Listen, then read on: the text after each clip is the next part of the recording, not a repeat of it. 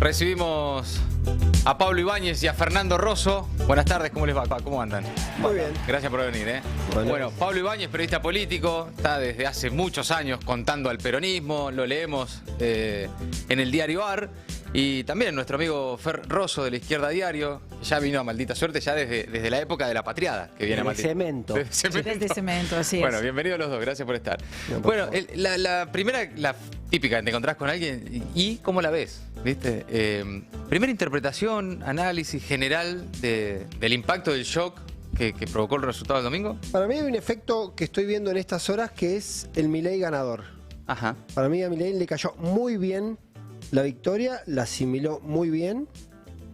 Hoy me preguntaba un poco si no estamos en un Milei que se está baglinizando porque bajó el tono, está hablando más tranquilo, no altera sustancialmente sus conceptos, pero se vuelve más, dicho de algún modo, más pragmático en el hecho, por ejemplo, de decir que la dolarización llevaría 9 meses. Y eso me parece que es... cuando digo que le cayó bien a Milei el triunfo, está definiendo que esa idea de un personaje caótico y que no podía administrar algunas situaciones de presión externa, y un triunfo para un dirigente político, eso es una presión enorme. Sí, sí. Me parece que es el dato novedoso, o por lo menos más fresco para leer del post-resultado. Yo ya del resultado me parece... Sí, ya está, ya entendí. No es que no está, no es que ya está, pero digo, es un hecho consumado. Sí. Y como sobre el hecho consumado uno empieza a administrar las posibles derivaciones, el primer dato es que a Milei le cayó bien. Y anticipo el segundo tema para mí, es que a los perdedores le cayó muy mal. Claro.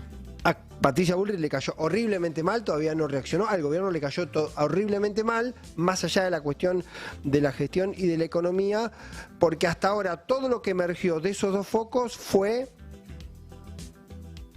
que Milei no va a consolidar, que fue un error, que la gente se equivocó, que la gente va a esperar. Todo está en poner cualquier reacción en el otro. No hay acciones o reacciones propias que tengan que ver cómo administrar ese proceso. Fer, ¿qué onda? ¿Cómo la ves? Vi una nota tuya en el Diplo sobre, bueno, un poco las explicaciones de la victoria de Milei. ¿Dónde ves vos eso?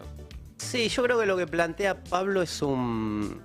Voy a sacar este. Dale. Es un más cómodo, un plano, ¿no? Que es qué repercusión política inmediata y lo que están leyendo todo el mundo ahora para octubre, qué va a pasar, si se van a sostener sus votos. Yo si migran o no. Tiendo a coincidir con eso, con la idea, es medio infantil la idea de que lo voté y ahora no lo voy a votar, me verá otro, porque ya asusté lo que tenía, asusté lo que tenía que asustar. Puede ser. Digo, hay otra manifestación que se expresó en la elección, que fue los que no fueron a votar, ¿no? Las razones por las que no fueron y quiénes lo van a ir a buscar. Ahora yo creo que estamos en un momento de reconfiguración, se ha dicho muchas veces, de reconfiguración social. Sí. Y sus representaciones políticas y de reconfiguración política, ¿no? Yo creo que hablaron a su manera los no contenidos por el sistema económico, por la situación social, y los no contenidos por el sistema de la grieta, ¿no?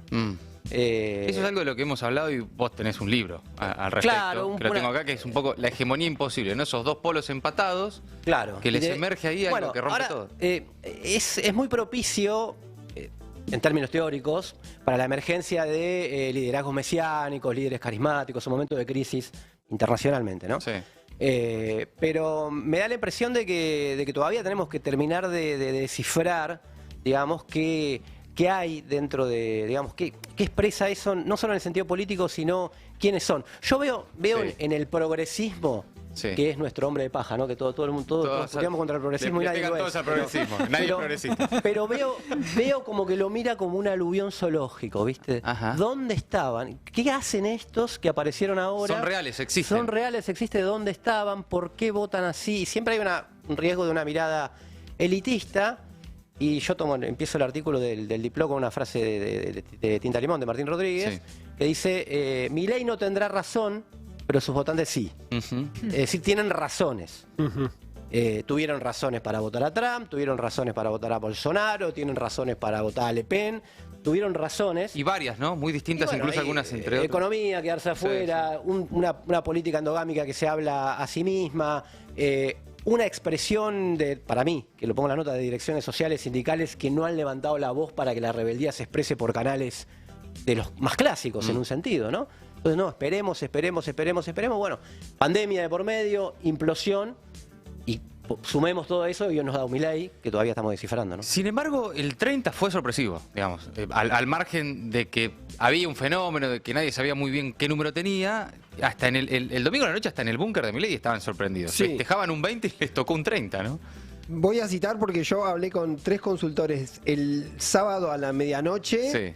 Y los 3 me hablaban de un Milei en 25, 26 puntos, Sí. que ese dato estaba, y sin hacer una defensa corporativa de los muchachos que trabajan de eso, está dentro del margen de error, digamos, Claro, 27, 28. Claro. El otro día creo que Bachman explicaba eso, de que el empate entre las dos coaliciones, que muchos lo preanunciaban, se registró, lo que pasa que lo que no fue ahí fue casi repartido proporcionalmente, perdieron los dos proporcionalmente y fueron a Milei. Ese me parece que es el dato de la novedad y el número también de la novedad. La extensión territorial también. Para mí el dato más impactante es la extensión territorial. Hablaba el domingo a la tarde con un gobernador que me decía, con un dato que a mí me sorprendió, dice, no hay boletas de Milei en los pueblos del interior de mi provincia, me decía. Sí. Y me llamaba la atención porque...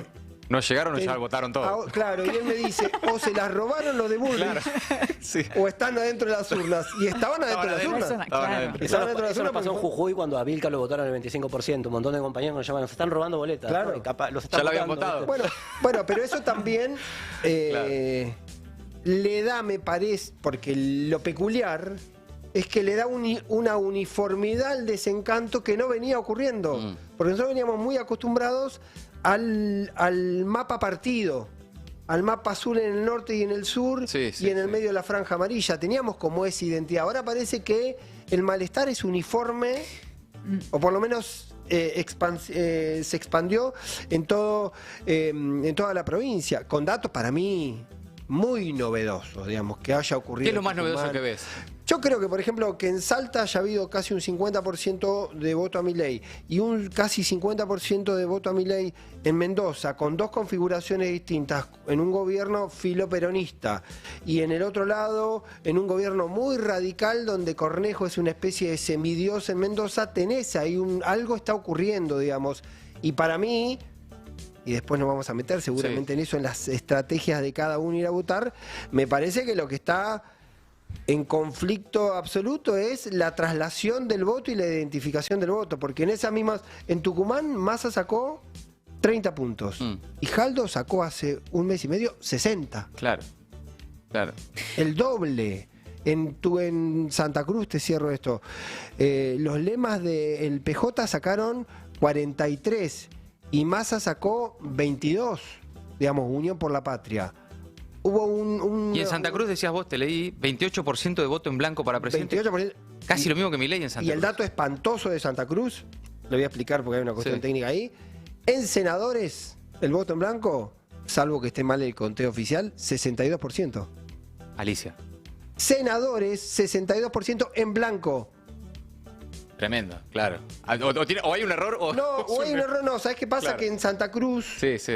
votaron con 2 boletas, la boleta local y por eso también hay mucho corte entre presidente y Claro. gobernadores. Claro.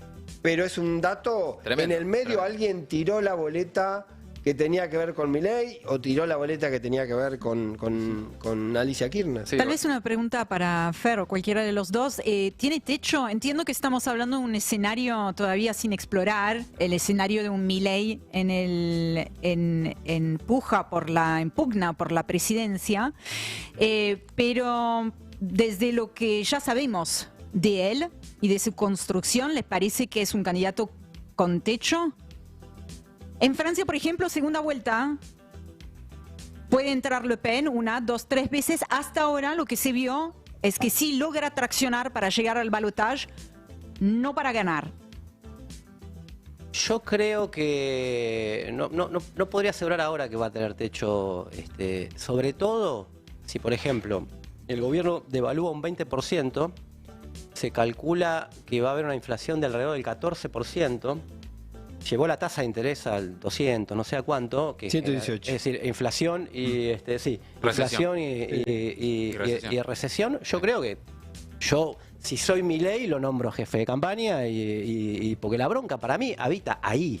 Claro. Habita ahí, es un voto económico. Después, ¿por qué se expresa de esta manera? Sí. Y es unas reconfiguraciones políticas, ideológicas, históricas, agotamiento de un sistema político. Pero creo que hay un malestar, que ahí está la razón detrás de la locura, digamos, ¿no? Entre comillas, de hace 10 años y agravado en los últimos 8, que me parece que si eso sigue así, no hay techo. No hay techo. Después habrá disputas políticas, habrá configuración, habrá estrategia, sino el mal menor. En España se dio una estrategia política para contener de alguna manera, que bueno, les dio cierto resultado cuando todo el mundo después, subido a la ola Vox, pensaba que Y con España ganaba, ¿no? siempre hay que hacer una observación, que con España la derecha terminó haciendo una gran elección en la general, lo que pasa que estuvo menor a la expectativa que tenía, digamos. claro. También, La derecha también, se digamos. pusieron un techo muy alto y la expectativa los hizo creer que habían perdido, y hubo una genialidad, me parece, de Sánchez en reaccionar ante una situación de muerte súbita que lo puso convocar. otra vez en la carrera. Yo, para mí, Vamos, queremos hablar, ¿viste? Todo. hay un techo de Milei. Hay un techo de Milei. O quiero creer, o quiero imaginar que hay un techo de Milei. Y alguien me decía, dentro de las teorías, que es todo contrafáctico, uno es que la semana que pasó, marcada por la violencia, por el nihilismo, por un caos total, benefició esa idea de caos, pero alguien me advertía también es contrafáctico, que lo que ocurrió con Milei fue que llega Milei después en un proceso de teórica baja. Sí. Había desaparecido el momento de Milei bomba electoral, que fue en mayo. Todos decían. Y está a la después empezó a baja. bajar y bueno, Milei, algunos te decían no va a llegar al 15%. Se trabajó mucho para intentar El propio bajarlo. peronismo estaba cuidando la boleta de Milei en Sí. muchos lugares con la hipótesis de que no se derrumbe por, Sí. por esta variable de la bolsa del voto opositor. Sí. Entonces, tiendo a creer que sin que haya un voto arrepentido, también hay un componente de voto que reacciona en determinadas situaciones ante el precipicio.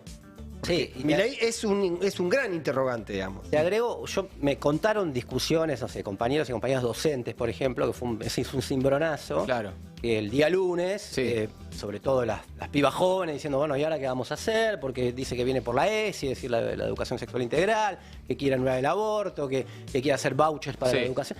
Y ojo, hay que poner el ojo para mí en la... después tendrá su traducción política, pero me interesa en lo social, ¿no? En la reacción a la reacción.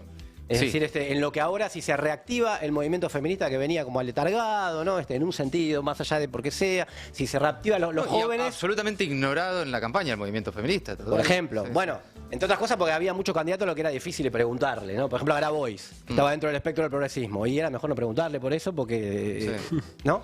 Por ejemplo. Sí, sí, digo. no, una creo serie que de posturas. salvo Miriam Bregman, no había incorporado, no estaba incorporada a la agenda de los feminismos en la campaña, pero es interesante eso. Hubo una reacción de algunos más conocidos, el efecto Lali, digamos, ¿no? Lali Espósito, Trueno, Catriel, que incluso desde la comunicación del masismo los estaba moviendo mucho. Sí. Pampita en la tele diciendo, che, estoy un poco asustada, ¿no? Y todos vimos, tal vez, Pampita, Pampita, la sí. del marido de María Pampita. Pampita diciendo que no. Mira. Sí, preocupada ahí en diálogo con la Nata en América. Mira. Pero todos vimos también, creo, en nuestros grupos, los más despolitizados, Sí. con algún signo de advertencia en estas horas de que parece haber caído una ficha que no necesariamente vaya a tener esto alguna traducción electoral, pero hubo un shock, hubo un llamado de atención a un montón de gente que tal vez más alejada de la rosquita, del día a día, de escuchar, de comentar, de estar en Twitter y demás, le cayó una advertencia de que esto iba en serio, de que es real y que hay chance concreta de que Milei sea presidente y que esas cosas que está diciendo efectivamente ocurran. ¿Lo ven eso o es una cosa más de redes y de estas horas que estamos viendo ahí también, pronunciamientos, gente llamando a tomar conciencia? No, yo te digo, lo veo pasaron 2 días, ¿no? Pero me da la impresión de que lo bueno, entre muchas comillas, de este cimbronazo es que sacude un poco lo que venía muy quietista, ¿no? Entonces me parece que va a haber, que hay una reacción, por lo menos en términos de discusión, y de cómo se responde a esto, que es la gran pregunta, cómo se enfrenta a esto.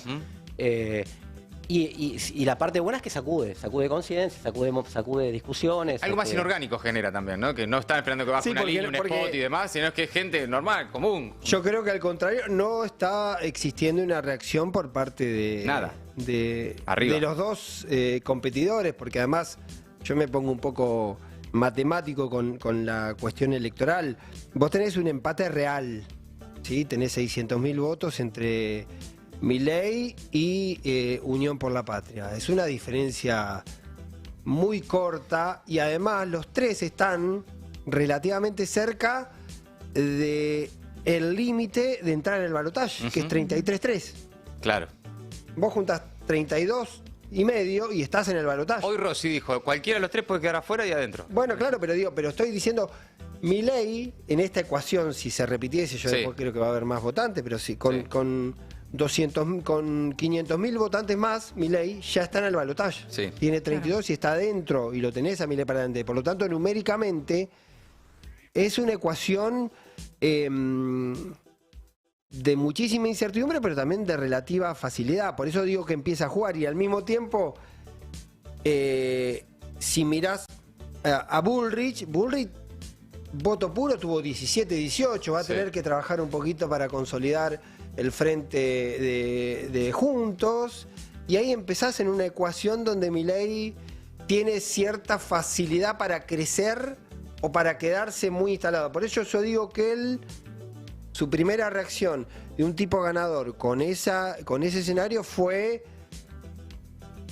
casi una mejor versión que el Milei anterior. Sí.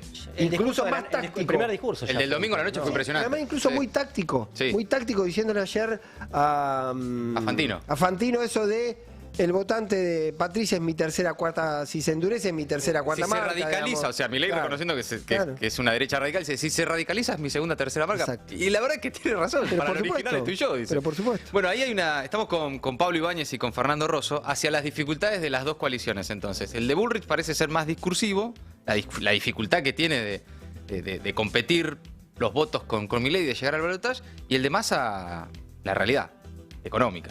Ayer una devaluación, impacto en la inflación, los próximos 2 meses no parece que la situación vaya a mejorar. ¿Cómo hacen esas dos grandes coaliciones que hoy organizan la política, o que desde hace rato, como vos decís, Fer, organizan la discusión política en la Argentina, para lograr de acá a 2 meses hacerse un lugar en ese balotaje? ¿Por dónde ven que pueden tener crecimiento? ¿O qué estás conversando, qué están conversando por estas horas? Luego de las reuniones que hubo ayer, aparentemente, Cristina Aguado. Ayer a la mañana hubo una reunión de Bullrich con su equipo de campaña. Sí. También, Para pensar un poco. también hay que sacarle épica a esa reunión de campaña, porque tenés tipo que conocen mucho el territorio, como Seba de Luca, pero también lo tenés a Maximiliano Guerra opinando sobre qué tiene que hacer Bullrich a partir de Son ahora. reuniones.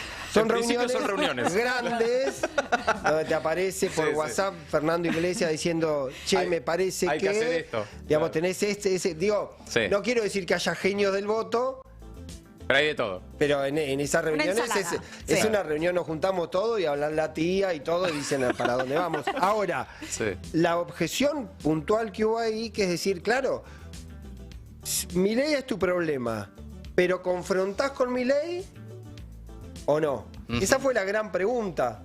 Es decir, si yo tengo que ir a buscar los votos de Milei, ¿tengo que cuestionar a Milei a quién lo votaron? También, si yo cuestiono al sujeto del voto, Claro. estoy cuestionando a sus votantes. Entonces hay un dilema de naturaleza táctica, cómo te planteas en ese escenario, y la cuestión, yo creo que muy accesoria, mínima, pero también una radicalización te ponga en conflicto con el votante de centro moderado, que es el que viene del radicalismo, que viene del progresismo no peronista. ¿Fer? Mira, si estamos todos impactados por el primer puesto de Milei, ¿no? Pero si vamos a los números también, para tomar los parámetros de Pablo, Bullrich sacó ella el 17% de los votos, ¿no? Sí. Massa sacó el 22% de los votos. O sea, yo veo que puede haber, 22, 23, no sé cuántos, 22, o sea, restando lo de Grabois. Yo creo que puede haber alquimias de todo tipo, pero estamos hablando de coaliciones y ni hablar de gobiernos, si es lo que vivimos hasta ahora, que van a llegar con una extrema debilidad. Ni hablar el de Milei. Ni hablar el de Milei. Yo no quiero, sí, posible gobierno de Milei, ¿no? Sí, yo no quiero plantear lo que decía, esta visión paternalista de que sus votantes no son ideológicamente identificados con ellos. Yo creo que comparten algunas cosas, otras cosas no la comparten. Sí. Ahora, su programa económico es inaplicable en la Argentina de hoy. Ok, vamos al punto. Pero no claro. porque él no lo quiera, sino que yo digo que va a un estallido social, digamos, ¿no? Que va a haber resistencia a ese tipo de planes. Ya en cierta medida, las alquimias que se vienen haciendo, el gradualismo de Macri, la vuelta que le dio Massa, todo eso es porque no le pueden poner el cascabel al gato, es un poco el eje de la hegemonía imposible, ¿no? Sí. Y yo creo que Milei tiene el mismo problema, así cerraba la nota, ¿no? Tiene el mismo problema que es entender la parte por el todo. Y me parece que... La capacidad de imponer su proyecto, digamos. Claro. Claro. Podés llegar, podés ganar, pero ninguno impone proyecto político. Si se empieza a baglinizar y empieza a tomar forma, porque lo de ahora no es un proyecto, ¿está bien? No es un proyecto todavía. Claro. Son ideas locas que tira, pero no es eso. Pero ponerle que se llega a baglinizar y que impone un proyecto es una especie de macrismo con unos 40 grados de fiebre, ¿no? Para decir, bueno, voy a hacer esto. Sí. Yo creo que la elección, primero la configuración social de la Argentina, que está en crisis, pero que mantiene una vitalidad. Y segundo, la elección, me voy a permitir incorporar un poco el análisis de la izquierda. Yo incorporo el factor, el voto a Grabois y los votos de la izquierda como una contraposición a esto. Ajá. Al margen de que yo no comparta la estrategia de Grabois, que cree que va a condicionar a Massa desde adentro. De hecho, le dio el programa a Massa, le dio una carpetita y Massa dijo, sí, tomá, y al otro día metió una evaluación y metió, o sea, que ¿viste? Pero sus votantes mostraron una resistencia a resignarse a un hombre como Massa. Y yo creo que ahí hay una izquierda en el sentido amplio que también puede actuar más allá del lugar junto con los votos del Frente de Izquierda, las otras izquierdas, etcétera, que dentro de estos números chiquitos que estamos discutiendo, porque si vos me decís que, bueno, sacaron el 54%, bueno, y la izquierda saca el 3% y Grabois saca el 8%, es poquito, pero dentro de que la primera saca 17%, no el fenómeno, la ola Milei, ¿no? Creo que ahí hay un polito, o hay un polo, sobre el que también hay que poner el foco para pensar hacia adelante, ¿no? Sí, yo pensaba también lo de que Milei, un hipotético Milei presidente, sería también, y no quiero hacer una comparación demasiado lineal con Trump o con Bolsonaro. Trump de última llegó con el Partido Republicano, exacto. Bolsonaro llegó con el apoyo del Partido Militar. Y Milei hoy no tiene un concejal, no tiene un intendente, no tiene un gobernador, no tiene buena relación tampoco con los... También hay una configuración personal de su sistema de relaciones que a la hora de la administración del poder también puede ser un problema muy serio. Puede ser un problema, puede ser también una contención para que no escale hacia un verdadero fascismo. Digo, por ejemplo, pienso en la figura de Giorgia Meloni. Raíces neofascistas claras, sí. Inapelables, y sin embargo está teniendo, digamos, una gestión que es un poco más moderada, no es exactamente sí, Mussolini, porque tiene un cheque, por ejemplo, pendiente de la Unión Europea, que por primera vez va a dar dinero sin exigir a cambio, digamos, pagar los intereses por eso. Entonces también está como medio atada, no digo que no esté avanzando en su plan de gobierno y de sociedad, pero no sé si esto también podría suceder con un Milei en el poder, que haya, digamos, condicionantes que hagan que no pasemos a vivir en el cuento de la criada de un día para el otro. No, claro. Lo que yo digo que un Milei presidente en estas condiciones sería un Milei con muchísima debilidad. Sí, sí, lo entiendo. A eso me refiero. Justamente advierto que no tendría tampoco capacidad. Tendría que producirse una reconfiguración en el poder que detecta a Milei como una variable de respaldo de sectores, pongamos, militares, para advertir un proceso similar al de Bolsonaro, que no ocurrió antes. Digo, eso me parece que es un dato en la ejecución. Y la pregunta, para mí también, el efecto electoral también detonó al sistema de poder. Porque el sistema de poder, cuando tenía todo el menú de opciones, nunca la primera opción era Milei. Yo recordaba ayer hablando con unos colegas, en el Yao Yao, sí, en la cumbre del año pasado, Milei lo escuchaban, lo miraban, pero todos decían, No, esto no puede funcionar, Sí, sí. nadie le pone guita o nadie le venía poniendo guita, que son señales también para detectar eso. Por Pero lo tanto- llevaban, ¿no? No, pero lo llevaban. ¿Sabés qué me decía algo Como que a que mí- suene la musiquita esa un poquito de fondo y vamos bien. Pero además, alguien me decía, después el domingo la realidad le dio una patada en la cabeza, pero me decía alguien que trabajaba con Bullrich que la existencia de Milei llevaba la cosa muy al extremo y terminaba de alguna manera emprolijando a Bullrich porque quedaba más al centro, parecía una moderada porque había algo a la derecha de Bullrich. Bueno, el votante no le alcanzó y fue a la derecha de Bullrich, hipotéticamente si Claro. se entendiese el proceso de derecha o no. Pablo Ibáñez, Fernando Rosso están charlando con nosotros. En instantes sale el dato de inflación del mes pasado, que lo van a tener que festejar porque el del mes que viene va a ser terrible. Y ahí también, ¿no? Ahí te pregunto qué sabés a esta hora, Pablo, del gobierno, de si hay alguna señal de que además de devaluar y subir la tasa de interés y de que eso va a tener repercusión en la inflación y en la actividad económica, ¿se viene algún auxilio, alguna medida, algo, un churrasco para ir? ¿Por qué crees que yo no hablo con el gobierno? No, Fer, Hablo todos los días con Alberto Fernández, lo nos llamo a la conocemos hace un mañana. montón. Nos conocemos hace un montón. ¿Por qué crees que no quiere hablar conmigo? El viernes habla con Pablo Ibáñez. Imagino que sí hablas con gente, sí, claro. No hablo con nadie. Pero no con el gobierno. Quiero confesar que no hablo con el gobierno. Pero, ¿qué se sabe a esta hora de de posibles ideas? ¿no? Todo lo que empezó el día después de las PASO fue todo administración hipotética de daño, por eso la decisión de Michel, que venía hace bastante tiempo, no sé, es medio Sí. recurrente. Cuando se conoce el dato de mayo, que fue el de mayo, creo que fue 8.4, que también fue una bomba porque Sí. había aumentado un punto y pico la inflación de un mes para el otro. Claro. Hubo un tema de conversación de Massa, decir, poner a su jugador más pesado, que es Michel, porque tiene más de espalda, porque tiene los fierros de la aduana, porque tiene más destreza económica, al frente de una especie de agencia de negociación de precios que haga. Eso finalmente no prosperó.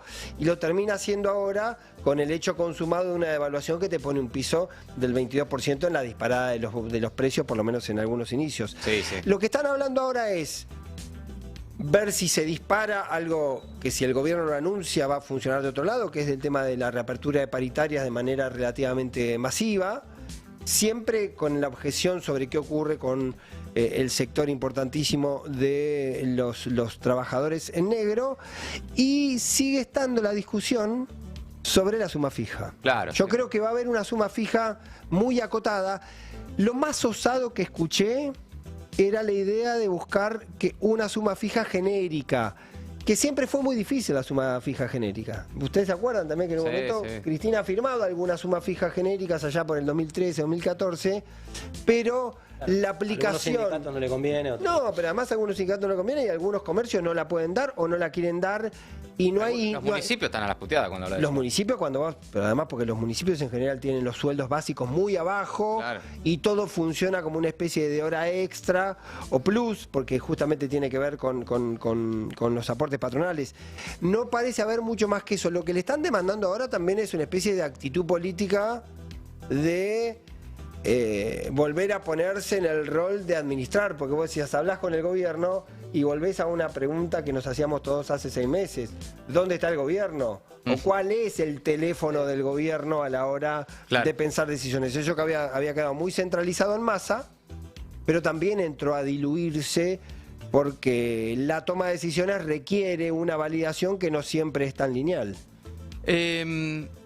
Están confirmando que el Fondo Monetario Internacional habló con Milei, ¿no? También. Hoy lo pregunté a la gente del fondo, no lo había podido chequear. ¿Está No, confirmado? Contacta de manera regular y rutinaria un amplio rango de Mira. referentes económicos y políticos que también incluyen países que tienen programas con el fondo, es decir, Sí. hablamos con todos, te dice. La portavoz. Claro. Milei habla con Dios, ¿por qué no lo va a atender el Fondo Monetario? Digamos, ¿no? O sea, No, tiene el que- tema que lo haya llamado al Fondo Monetario no es un dato menor. A eso No, voy. no, claro. Yo Claro, pregunté claro. porque Dato político de ella. lo contó Milei hoy, y lo primero que hice fue preguntar a fuentes del fondo, y hasta que entré acá no había tenido una respuesta. Supongo que estaban esperando a ver cuál era la confirmación oficial, porque tampoco era muy cortita la idea de que Milei diga que sí y rápidamente el fondo diga que no había habido existido consulta. ¿Cuál sería el impacto político de que el fondo ya esté contactando a Milei para tener una conversación. Vayamos charlando. ¿Qué ven ahí en caso de que eso empiece a suceder? Sacó muchos votos. Que sacó muchos votos. Vieron lo mismo que nosotros. El que está posesionado. Estarían viendo más o menos ese mapa violeta. Vieron el mapa violeta y dijeron, che, llamalo al... Sí, ¿quién es? Al chico ese con la peluca ahí. Llamalo en color violeta. Si me dejás decir conectar una cosa con lo que decía Pablo, me quedó haciendo, no ruido, pero para seguir reflexionando, que fueron a buscar una opción mucho más de derecha que Bullrich. La configuración de la narrativa, el discurso, el programa de Bullrich está como más claro, ¿no? El de Milei creo que tiene cosas más difusas. Su antiestatalismo, que muchos de los que lo siguen lo votaron por eso, ¿no? ¿Es contra qué es? Acá hace un par de días que le venimos robando todo a Pablo Semán, que hizo una buena entrevista en La Nación Más hace un tiempo, y él habla, dice, él escribió o declaró que muchas de las personas que votan a Milei lo hacen contra la mímica de Estado, no necesariamente contra el Estado, es decir, contra un Estado que hace, o contra una narrativa de Estado que hace un montón de tiempo viene diciendo el Estado te salva, el Estado te cubre, el Estado te aupa, y en la realidad de mucha gente eso no sucede. Es cada vez un sector social más amplio que no le debe nada al Estado, ni a los sindicatos, ni a los movimientos sociales, que avanza por su mérito, por su microemprendedorismo de la pobreza, y creo que ahí hay un cambio en subjetividades que me parece que es de derecha o es de izquierda, digamos, claro, ¿no? Claro. Entonces, tengo la impresión que ahí hay un punto. Y el otro es que las narrativas, lo que Nancy Fraser llamó el neoliberalismo progresista, tuvo su peso acá también, ¿no? Tuvo su peso en los últimos años, que es combinación de un discurso progresista general, pongámoslo así, ¿no? Alberto Fernández quiso ser un poco todo, ¿no? Un poco Perón, un poco Alfonsín, un poco progre, un poco Lito Nevia, y ajuste. Y cuando uno rechaza eso, mete en la bolsa todo. Eso es la izquierda y creo que algo conecta también. El desplazamiento es claramente de derecha. El desplazamiento es, obviamente, Bullrich primero en una coalición, Milei con su discurso, con su vice, que es un espanto, en un país como la Argentina, pero creo que tiene componentes ideológicos, políticos, hoy me hablaba con Tinta Limón, con Martín Rodríguez, y me decía, es un pueblo que no estaba representado ni por lo social ni por la grieta, y entró como a las patadas. Y todavía hay que ver, digamos, de qué está compuesto, ¿no? Sí, yo me niego, le damos una explicación porque uno a lo que no entiende demasiado le tiene que poner un nombre, le tiene que poner una configuración. Por eso digo, la derecha un poco también porque el propio Juntos por el Cambio jugaba un poco con esta idea. Nosotros estamos al centro de Milei. Respecto a Pero el mismo Milei. Milei se reconoce como derecha radical. Claro. Ahora, lo que yo no creo, o lo que me cuesta creer, que el universo del votante con Milei se asuma a sí mismo en las dimensiones de la categoría de derecha, centro-derecha o centro-izquierda. A eso me refiero. Ahí tenés como una traslación. Milei también... es de derecha radical, no necesariamente todo su votante lo Pero son. tenemos un beneficio histórico, los argentinos, que también el que vota peronismo puede ser... Sí, claro, de derecha, de Puede izquierda, votar de eso centro. y después ser de derecha o de centro. Sí, sí. Para vos es un beneficio, ¿viste? No lo generalices entre los argentinos, ¿viste? No empecé, No Rosso. sé que en esta radio está complicado, pero déjame decirte. No empecemos. Me queda lo otro, Bueno, terminamos. que es el fondo. Sí. El primer dato es que el fondo, para mí, muchas veces opera a ciegas sobre los procesos electorales, sin demasiada sabiduría, digamos. De hecho, apostó a Macri o pensó que Macri iba a ser reelecto y no lo vio venir tampoco eso. Y después ahí, como dato de noticia, para mí es muy pesado. Es muy denso esa comunicación con Milei porque es sentarlo a la mesa de la toma de decisiones.